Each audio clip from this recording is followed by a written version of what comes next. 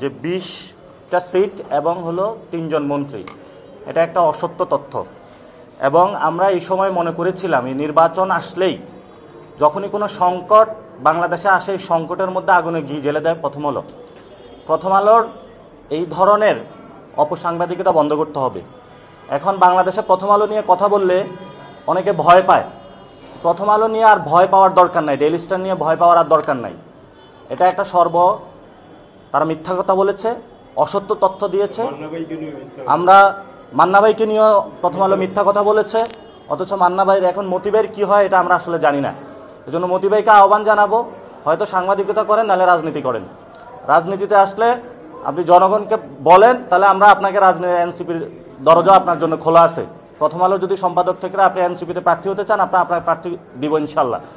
কিন্তু এই ধরনের অসত্য তথ্য দিয়ে এই সংকটকালীন মুহূর্তে জাতিকে আপনি বিভ্রান্ত করবেন না। আর আমরা আজকে এখানে একসাথে হয়েছি, পুরো বাংলাদেশে আপনারা দেখবেন মারামারি কাটাকাটি, এই যে রোড ব্লক, তারপরে হলো আগুন জ্বালাচ্ছে মনোনয়ন বাণিজ্য নিয়ে। এই সংকটকালীন মুহূর্তে আমরা এই মনোনয়ন বাণিজ্য এইসব কাজ না করে এখানে একত্রিত হয়েছি সংস্কার বিষয়ে কথা বলার জন্য। সংস্কার থেকে মুখ ঘুরিয়ে দেওয়ার জন্য বিএনপি নমিনেশন দেওয়া শুরু করেছে এবং মাঠের মধ্যে তারা শান্তি শৃঙ্খলা নষ্ট করছে। কিন্তু আমরা এই জাতির যে সংকটকালীন মুহূর্তটা, সেই জায়গা থেকে আমরা মনে করি সংস্কার প্রক্রিয়াটা এগিয়ে নিতে হবে। এই জন্য ওনারা দীর্ঘদিন যারা লড়াই করছেন তারা আমাদেরকে আহ্বান করেছেন, ওনাদের আহ্বানে আমরা এসেছি, ওনারা আমাদেরকে পরামর্শ দিয়েছেন, কথা বলেছেন। এবং আমরা সবসময় বাংলাদেশে যারা এই সংস্কার প্রক্রিয়াটা নিয়ে এসেছিলেন, আওয়াজটা তুলেছিলেন, ওনাদেরকে আমরা পাশে পেয়েছি।